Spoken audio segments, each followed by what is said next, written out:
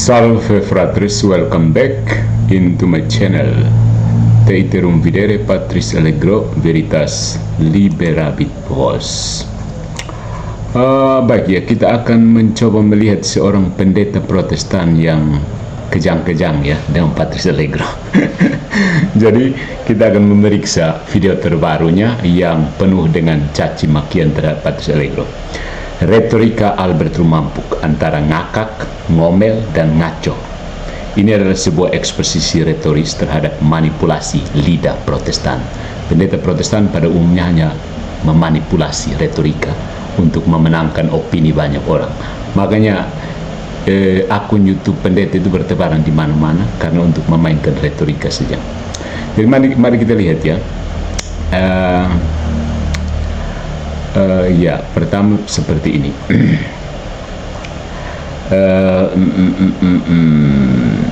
Albert Rumampuk itu berkata, saya tidak butuh ketawamu Allegro, saya butuh jawabanmu. Jadi ternyata butuh juga ya Romo Allegro. Dikiranya Allegro itu call center yang bisa dilayani kapan saja, bukan? Nah, mari kita jawab. Tapi sebelumnya kita bersihkan dulu medan retorikanya dari sampah logika, jebakan semantik, dan retorika barbar khas debat jalanan TikTok. Stromenisme Injili, ini yang pertama, serang yang tidak pernah diajarkan. Jadi Pak Albert Rumampuk itu menuduh umat Katolik menyembah Maria karena berdoa kepadanya. Katanya, kalau doa itu pujian dan penyembahan, maka doa kepada Maria sama dengan menyembah Maria. Luar biasa ya. Kalau begitu saat teman Protestanmu bilang tolong doakan saya, berarti kamu sedang menyembah mereka. Itu namanya logika bebal, menyamakan semua jenis komunikasi dengan penyembahan. Jangan-jangan kalau Rumampuk kirim email ke ketua PGI, dia sedang menyembah ketua PGI itu. Ya. Kemudian red herring, atau lebih tepatnya red cacing tanpa kepala. Dia menuduh Patris Allegro lari ke Calvinisme. Padahal yang pertama menampar label Calvinisme adalah dia sendiri yang membuat video berjudul Mengapa Kita Menolak Doa Kepada Maria, tanggapan terhadap Katolik dan Calvinisme. Jadi siapa sebenarnya yang mulai bawa-bawa Calvin? Rumampuk sedang melempar bangkai ikan ke tengah ruang debat, lalu pura-pura jijik sendiri dan menyalahkan lawan.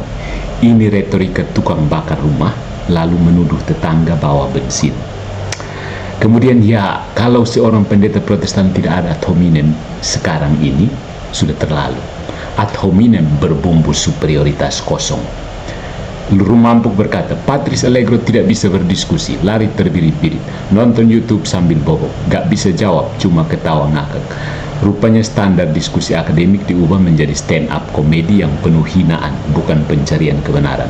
Ini bukan debat, ini drag show teologis, hanya kurang lipstick dan glitter. Pak Rumampuk ya.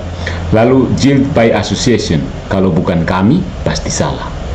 Lihat bagaimana dia membuat dikotomi palsu. Albert itu Kristen, Patris Allegro itu bukan Kristen, tapi Katolik Roma. Jadi yang bukan Protestan otomatis Kristen. Pernah dengar sejarah kah? Pernah belajar sejarah kah Pak Albert? Semakin belajar sejarah, semakin berhenti jadi Protestan. Jadi saya maklum kalau Anda menghindar untuk belajar sejarah. Baca tulisan Bapak Gereja, atau hanya bisa comot ayat lalu tebak-tebakan tafsir, itu yang terjadi.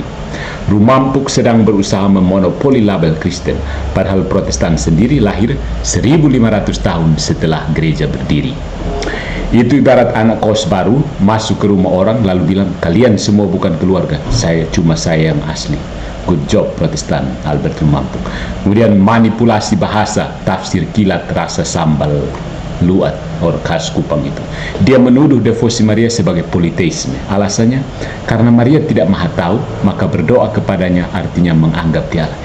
Bodoh sekali ya Albert kau. Belajar dulu.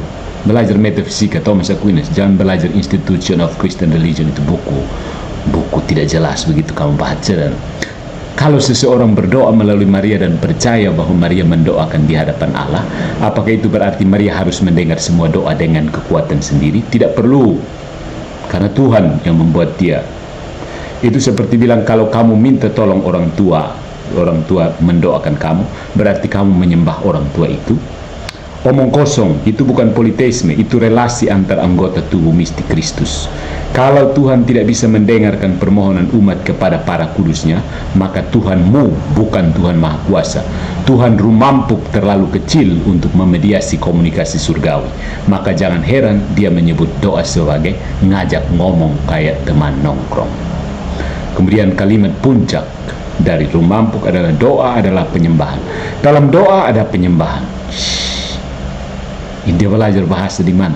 Maka berdoa kepada Maria sama dengan menyembah Maria. Saya maklum kan di Protestan tidak ada penyembahan. Ya, jadi kata penyembahan itu nonsens untuk Protestan. You tidak tahu apa artinya penyembahan. Ya. Mari kita uji retorika ini dengan logika balik. Dalam khotbah ada pujian kepada Allah. Kalau Albert memuji Tuhan dalam khotbah, berarti khotbah sama dengan penyembahan. Kalau dia bicara kepada jemaat dan bilang Tuhan itu baik, berarti dia sedang menyembah jemaat. Tentu saja tidak kan, itu kategori mistake. Tapi logika rumampuk memang khas. Lempar semua dalam satu ember, lalu tuduh semua isinya sama. Rumampuk ini Protestan varian apa ya? Calvinis ya, Reformed ya, kayak Deking Gadas mereka. Isi kepalanya sama-sama saja. Tidak belajar sih.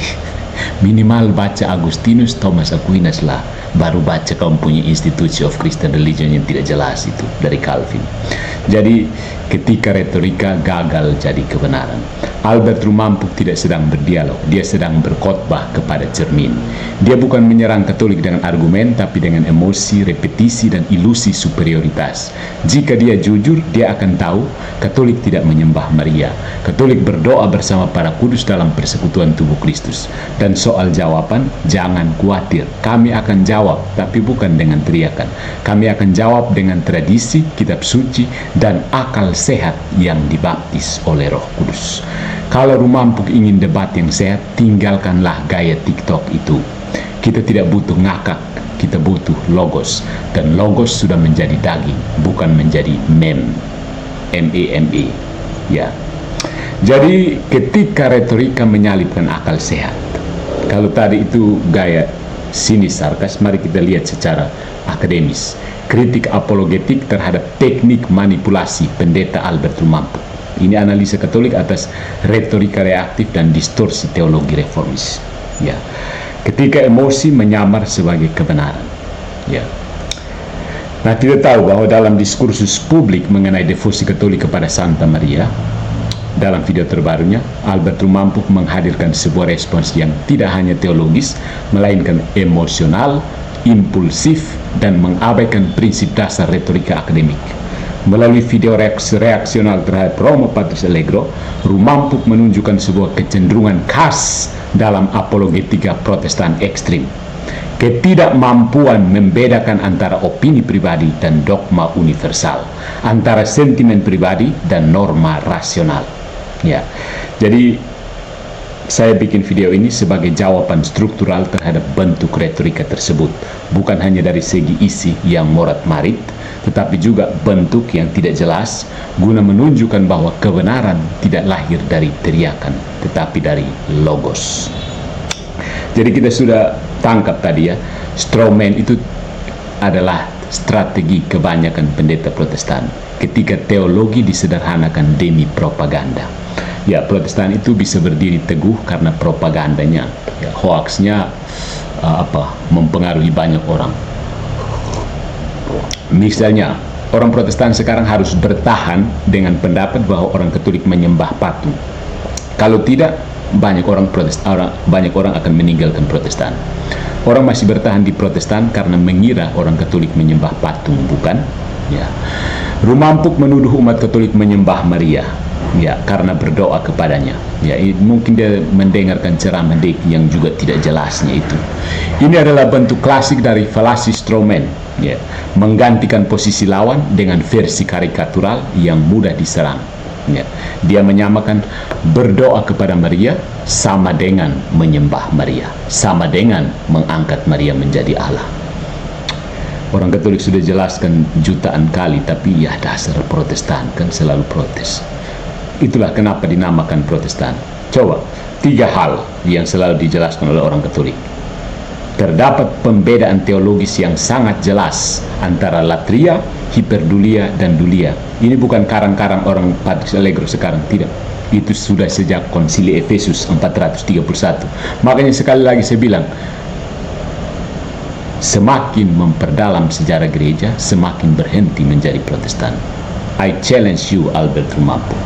Jadi latria itu penyembahan mutlak hanya kepada Allah, dan notabene tidak ada di Protestan. Tidak ada di Protestan. Latria, penyembahan mutlak hanya kepada Allah, tidak ada di Protestan. Yang kedua, hiperdulia, penghormatan istimewa kepada Maria, juga tidak ada di Protestan. Dulia, penghormatan kepada para kudus, ini dipakai untuk penghormatan kepada Tuhan Yesus di Protestan. Jadi di Protestan itu hanya ada dulia kepada Tuhan, tidak ada latria kepada Tuhan. Camkan ini Pendeta Albert. Menyamakan ketiganya menunjukkan minimnya literasi teologis atau penolakan sadar terhadap kategorisasi yang telah dijelaskan sejak Konsili Efesus 431. Jadi catat ya, wahai saudara-saudara terpisah, yang ada di Protestan, penyembahan yang ada di Protestan adalah dulia terhadap Tuhan, bukan latria. Ya, catat. Ya. Karena itu kalian melihat dulia kepada orang kudus, kalian pikir itu sama seperti yang kalian berikan kepada Tuhan. Tapi yang kalian berikan kepada Tuhan hanya dulia. Jadi jangan marah karena latria tidak ada di situ. Itu masalahnya. Sudah tangkap persoalan besarnya, perbedaan Protestan dan Katolik. Protestan tidak ada latria. Karena apa? Tidak punya suksesi apostolik dan tidak punya sakramen ekaristi. Bagaimana mau berlatria kepada Tuhan? Baca-baca Alkitab itu bukan latria. Ya, sorry ya, saudaraku yang terpisah. Ini keras tapi benar. Ya. Yang kedua, retorika emosional dan serangan personal ketika argumen diganti dengan caci maki. Kalimat-kalimat seperti Patrice Allegro tidak bisa berdiskusi, lari terbirit-birit, ngomong ngalor ngidul, ketawa ngakak gak jelas, menunjukkan bahwa lawan bicara tidak dianggap sebagai partner dalam pencarian kebenaran, melainkan musuh yang harus dihina, karena memang tidak punya argumen. Jadi hina saja orangnya, ad hominem. Ya kan? Mau kasih argumen, tidak ada argumen. Mau buat apa? Terakhir maki-maki saja orangnya. Ini bukan retorika Kristen. Ini teknik agitasi politik, lebih mirip orasi panggung kampanye daripada pembelaan iman. Maka tepat jika dikatakan ketika teologi kehilangan kasih, ia berubah menjadi polemik kosong. Kemudian masih ada lagi dikotomi palsu, Katolik bukan Kristen. Ini sebuah penghapusan historis. Albert Rumampo berkata dengan penuh percaya diri, Patrice Allegro non-Kristen, dia Katolik Roma. Ini dua agama yang berbeda. Dia tidak sadar bahwa Protestan sejak pemberontakannya membajak nama Kristen menjadi Protestan. Kalau saya jalan ke Kupang, di sana saya temukan Universitas Kristen, itu jelas bukan Ortodoks dan Katolik, itu pasti universitasnya Protestan. Begitu. Jadi pernyataan ini, Patrice Allegro non-Kristen, ini bukan hanya theologically flawed, salah secara teologis, tetapi juga secara historis absurd. Kekristenan tidak lahir dari reformasi abad ke-16, tidak. Itu pemberontakan. Tetapi dari perut gereja yang satu, kudus, Katolik, dan apostolik. Jika Katolik bukan Kristen, maka para martir abad pertama, para bapak gereja seperti Agustinus, Ambrosius, Gregorius, konsili-konsili ekumenis sebelum Luther lahir, semua bukan Kristen. Ini bukan hanya anomali teologis, melainkan bentuk penghapusan sejarah, historical erasure yang tidak dapat dipertanggungjawabkan. Jadi ya, Protestan itu nggak asal ngomong ya, apalagi seperti Albert Rumampo ngomong. Tidak lama lagi nanti syuting di mobilnya, tidak tahu apa yang dimaksud dengan mobil dan bensin. Mungkin supaya kasih uang bensinnya, karena di mobilnya kehabisan bensin, tidak bisa jalan, jadi syuting di situ supaya orang kasih dukungan. Kemudian ada polarisasi biner, kami Alkitab, kamu tradisi. Ini sebuah ilusi retoris. Ya, Rumampo membanggakan diri, saya tidak bawa Calvinisme, saya bawa Alkitab. Namun justru dia tidak menyadari bahwa pendekatannya terhadap Alkitab adalah hermeneutika Protestan, bukan Alkitab itu sendiri. Ketika dia mengatakan bahwa Yesus tidak pernah mengajarkan berdoa kepada Maria, maka secara logis kita harus bertanya, apakah Yesus juga pernah mengajarkan beribadah di gedung gereja, menggunakan musik band dalam pujian, Alkitab 66 kitab, dan yang paling utama akun YouTube? Tidak kan? Terus, retorika Yesus tidak pernah ajarkan adalah teknik anti tradisi yang memukul balik Protestan sendiri, menampar muka sendiri. Tanpa tradisi, mereka tidak punya kanon kitab suci. Kemudian teologi doa yang dikebiri, menyamakan doa dengan penyembahan. Karena memang di Protestan tidak ada penyembahan, saya sudah bilang. Tidak ada latria, di situ hanya dulia. Anda hanya bisa berdulia kepada Tuhan, di situ tidak bisa ada latria. Karena memang tidak bisa. Ya. Luther, Calvin, Zwingli tahu itu, bahwa setelah terputus dari suksesi apostolik tidak mungkin ada latria kepada Tuhan. Salah satu inti argumen Rumampuk adalah dalam doa ada penyembahan. Penyembahan yang dimaksud itu dulia, bukan latria. Maka doa kepada Maria sama dengan penyembahan kepada Maria. Betul, dulia kepada Maria, bukan latria. Ini adalah kekeliruan kategoris, kategori mistake. Doa adalah genus dan penyembahan adalah salah satu spesiesnya. Sama seperti berbicara berarti mengajar, memohon, bercanda atau memuji. Demikian pula doa bisa bersifat liturgis, devosional, permohonan, syafaat, penyembahan atau latria, tergantung kepada siapa dan dengan intensi apa. Sekali lagi saya tegaskan, di Protestan tidak ada latria, sorry to say. Dengan yang ada latria hanya Katolik dan Ortodoks. Dengan logika Rumampuk, maka berdoa satu sama lain dalam jemaat pun berarti menyembah. Tapi ya menyembah, ya itu logikanya juga deh. Dan ini akan menjadikan semua Protestan politeis jika konsisten. Kalau memang berdoa itu latria, maka meminta doa, berdoa satu sama lain antar jemaat itu berarti menjadikan semua Protestan politeis. Kalau mau konsisten. Tapi ya sejak kapan Protestan konsisten ya?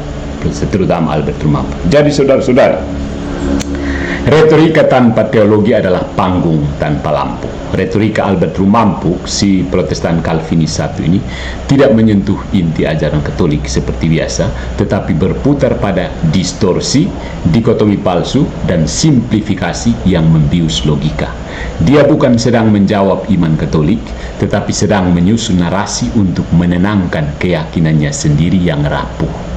Tapi iman tidak dibangun dari kebisingan, melainkan dari kebenaran yang lahir dari akal yang dibaptis oleh wahyu. Jika Rumampuk ingin berdialog secara intelektual, maka mari kita duduk bersama tanpa ejekan, tanpa labelisasi, tanpa retorika sumbu pendek. Sampai saat itu terjadi, kita hanya bisa berkata, Rumampuk tidak menjawab iman Katolik, dia sedang bertengkar dengan karikaturnya sendiri. Bahkan Patrice Allegro pun dijadikan karikatur supaya mudah diserang. Karena tidak sanggup melawan argumen dari Patrice Allegro, tidak sanggup. Selama ini tidak ada Protestan satu yang berani membantah argumen Katolik. Dan secara umum, argumen Protestan tidak punya substansi loh, hanya protes. Jadi apa substansi yang ditawarkan Protestan? Kalian sendiri bingung dengan 66.000 itu mau tawarkan kepada siapa? Coba.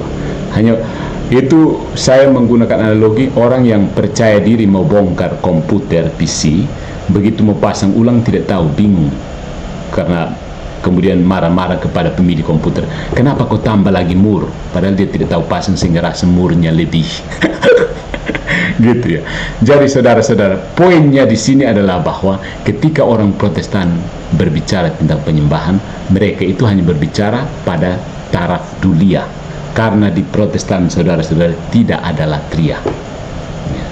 Jadi bagi mereka, penyembahan kepada Tuhan itu adalah, bagi orang Katolik itu adalah dulia kepada Tuhan. Mereka tidak mungkin bisa berlatria kepada Tuhan, camkan ini. Sehingga bicara dulia dan latria mereka tidak paham. Karena bagi mereka penyembahan sebatas dulia saja. Makanya ketika orang Katolik berdulia kepada para kudus, mereka samakan itu seperti latria, padahal itu dulia mereka kepada Tuhan. Bisa paham? Saya jelaskan begini. Protestan karena terputus suksesi apostolik dan tidak ada sakramen valid, maka tidak mungkin ada sakramen ekaristi.